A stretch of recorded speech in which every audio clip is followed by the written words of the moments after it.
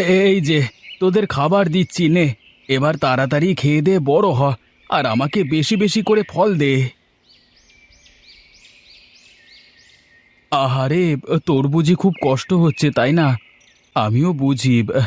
আজ আমার একটা হাত যদি এভাবে ভেঙে যেত তাহলে কি কষ্টই হতো আমার।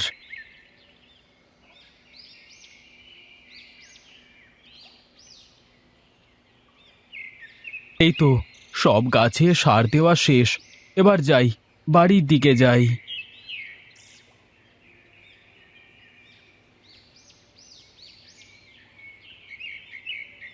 কিরে তিনু, কি সার দিলি জমিতে? দাদা, গাছে জোর পাচ্ছিল না, তাই ভাবলাম একটু জৈব সারই দিয়ে দিই। শুধু জৈব সারে কি আর ফলন হবে রে পাগল? এখন বাজারে কত রকম সার কীটনাশক আছে। তুমি তো জানো দাদা, ওসব প্রাণনাশী কীটনাশক আমি আমার জমিতে দেব না, তাতে যা হয় হবে। দেখ, তোর যা ইচ্ছে কর, আমার বলবার দরকার আমি বললাম, তোর শুনবার হলে শুনবি, না হলে শুনবি না। তা বটে, কিন্তু তুমি কোথায় চললে এই রোদের মধ্যে? কোথায় আর যাব, দেখি জমিতে কলা গাছগুলোর কি অবস্থা। বেশ, চলো আমিও যাই, দেখে আসি তোমার কলা গাছের চেহারা কেমন হলো।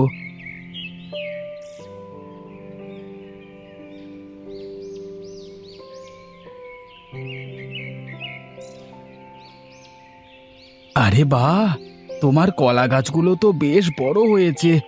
আর সব গাছই মনে হচ্ছে কাঁধ এসে গেছে। তাছাড়া আবার কি, এই দেখ না, একসাথেই তো লাগালাম, দু একদিনের ব্যবধান। আমার গাছগুলো দেখেছিস? তবে যাই বলো দাদা, তোমার গাছের গোড়ায় কিন্তু মাটি কম। একটু জোরে বাতাস হলেই সব কলা গাছ ভেঙে চুরে পড়ে যাবে। আরে না না, তার আগেই কিছু একটা করে ফেলবো। বেশ, তুমি তাহলে কাজ করো, আমি আগালাম বাড়ির দিকে। সেই সকালে এসেছি, খিদে পেটের মধ্যে কামড় দিচ্ছে।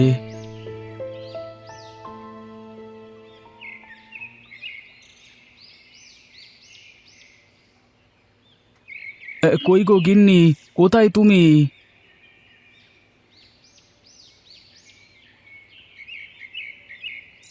কি গো, কখন আসলে তুমি? এই তো আসলাম মাত্র, এসেই তোমাকে ডাকছি, কিন্তু কোনো সাড়া শব্দ তো পাই না। কি করে পাবে শুনি? আমি তো বাড়ির ভিতরেই নেই। সে তো দেখতেই পাচ্ছি যে পানি আনতে গিয়েছিলে। দাও দেখি, এক গ্লাস ঠান্ডা জল দাও দেখি। খালি পেটে পানি খেতে হবে না, এক কাজ করো, হাত মুখ ধুয়ে এসো, খাবার খাবে। তোমার সাথে আসলে কথা বলে পারা যাবে না গো, তুমি যা বলবে তা তো করতেই হবে।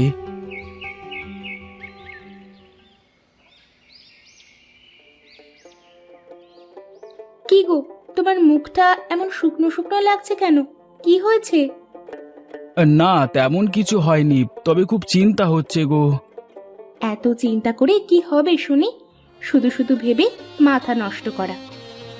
সবার কলা গাছ কেমন তাড়াতাড়ি বড় হচ্ছে, কত বেশি ফলন দিচ্ছে, আর সেখানে আমার কলা বাগানে তো গাছই বড় হচ্ছে না ঠিক মতো।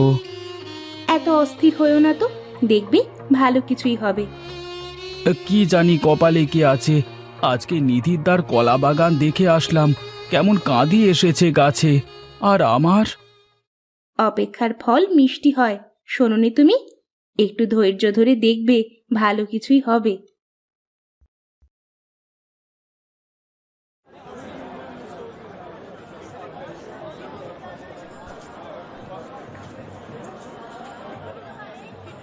কি রামু কাকা, তোমার ব্যবসা কেমন চলে? আর ব্যবসা, ব্যবসার যা পরিস্থিতি রে, তাতে করে ব্যবসা বন্ধ করে ঘরে বসে থাকতে হবে। হ্যাঁ, সবাই ওই এক কথাই বলে, আঙুর ফল সত্যি টক হয় গো। এই যা তো, তুই খালি রসিকতা করিস, তারপর বল, তোর কলা ক্ষেতের কি অবস্থা? হ্যাঁ, গাছ তো খুবই ভালোই হয়েছে কাকা, কিন্তু কি জানি শেষমেশ কি হয়। সামনে ঝড় বৃষ্টির সময় আসছে, গাছের গোড়ায় মাটি দিয়ে পেলা দিস কিন্তু, তা না হলে আবার বিপদ হয়ে যাবে। কিন্তু তাতে তো অনেক ব্যয় হয়ে যাবে দাদা। ফল নিতে হলে তো খরচ করতেই হবে, আর তা না হলে যদি সব গাছ পড়ে যায় ঝড়ে বাতাসে? তা কথা মন্দ বলনি কাকা, কিন্তু এত গাছে পেলা দিতে গেলে তো অনেক খরচের বিষয়। এখন ভেবেচিন্তে দেখ কি করবি। আর মাটির তো সেসব গুণাগুণ নেই এখন, আর সার কীটনাশক সব কিছুই শেষ করে দিচ্ছে। তা না হয় হলো, তা তুমি তোমার ফলের ফরমালিনের কথা তো বললে না। বলি, তোরা যে সব সার ফাস দিয়ে সব ফলাস, এই ফল তরতাজা রাখতে হলে তো আমাদের ফরমালিন মেশানোই লাগবে। না, তোমার সাথে পারা যাবে না। শোনো দাদা, এবছর আমার সব কলা কিন্তু তোমাকেই নিতে হবে বলে দিলাম। আচ্ছা আচ্ছা, সে সময় তো আসুক, তারপর দেখা যাবে। বেশ, তাহলে আমি গেলাম কাকা, দেখি বাজারটা ঘুরে আসি, কি অবস্থা বাজারের।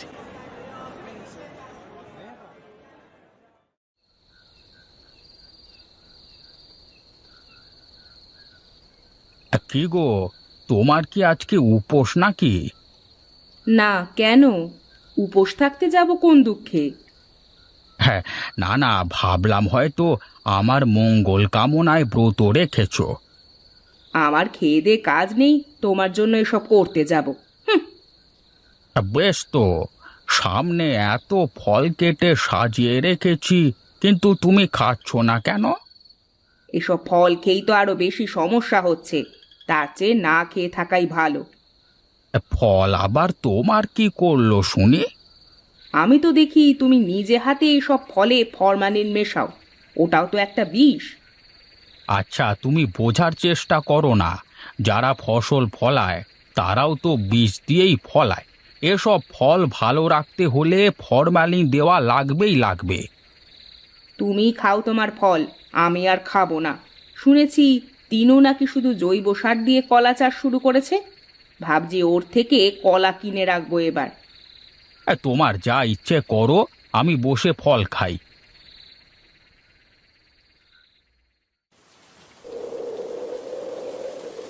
বুঝলে গিন্নি, বেশ জোরে জোরে বাতাস হচ্ছে। কে জানে জমিতে কলা গাছগুলোর কি অবস্থা। বেশি চিন্তা করো না, আমাদের গাছের কোনো ক্ষতি হবে না। তুমি কিভাবে জানলে যে আমাদের গাছের কোনো ক্ষতি হবে না?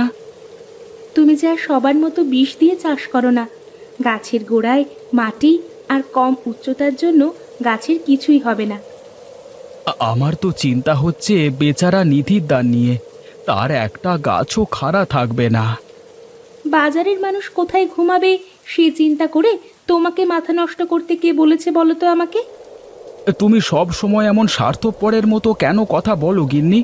তোমার ভেতরে কি মায়া দয়া কিছুই নেই নাকি? আছে তো, প্রচুর আছে, তবে সব জায়গায় আমার দয়া মায়া উথলিয়ে পড়ে না। মেয়ে মানুষের চিন্তা ভাবনা কে বুঝতে পারে? কার এত সাধ্য?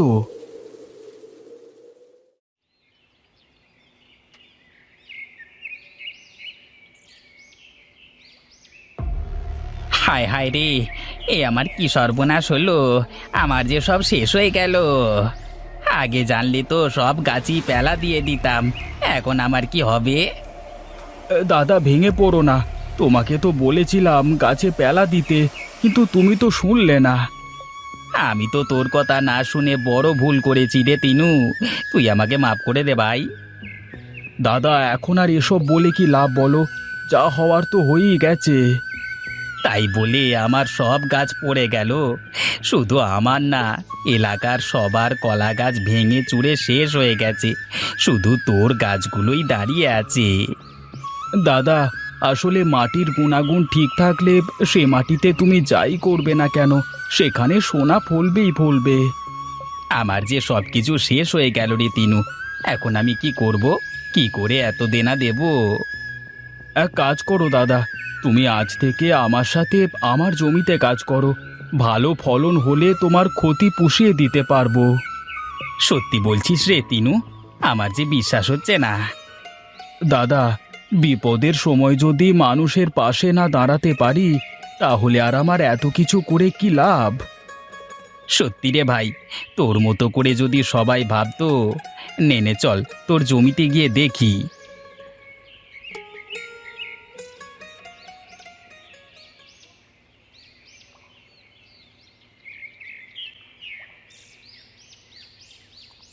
কই রে টিনু, বাড়িতে আছিস নাকি রে? আরে রামু কাকা, তুমি তা কি মনে করে আমার বাড়িতে আসলে? এসো এসো।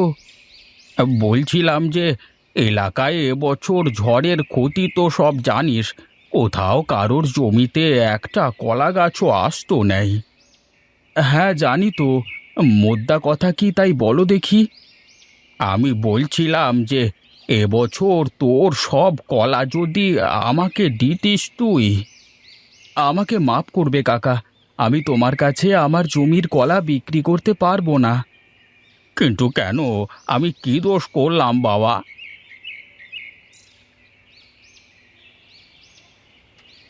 কাকাবাবু, আপনি তো ফলের সাথে ফরমালিন মিশিয়ে বিক্রি করেন, তাই আপনার কাছে আমাদের জমির কলা বিক্রি করা যাবে না। দেখলি তিনু, তোর সামনে তোর গিন্নি আমার সাথে কেমন করে কথা বললো। গিন্নি তো ঠিকই বলেছে কাকা, তুমি বরং অন্য কোথাও দেখো। বড় ভুল করলি রে তিনু, এর মাসুল তোকে দিতেই হবে কিন্তু।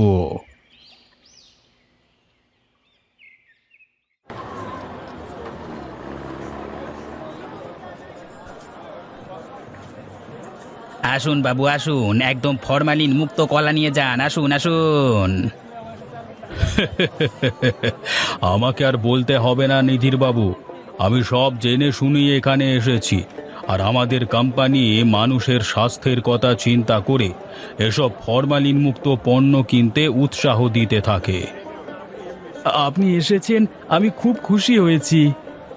তিনুবাবু, আপনি আপনার জমির সব কলা আমাদের দিয়ে দেবেন। হ্যাঁ, এই নিন আপনার অ্যাডভান্স টাকা। শুনুন তিনুবাবু, এই কাগজে একটা স্বাক্ষর করুন। এখন থেকে প্রতি বছর আমাদের কোম্পানি আপনার নিকট থেকে সব ফরম্যালিন মুক্ত ফসল কিনবে। বেশ বেশ, এ তো খুবই ভালো কথা, তাড়াতাড়ি সই কর তিনু।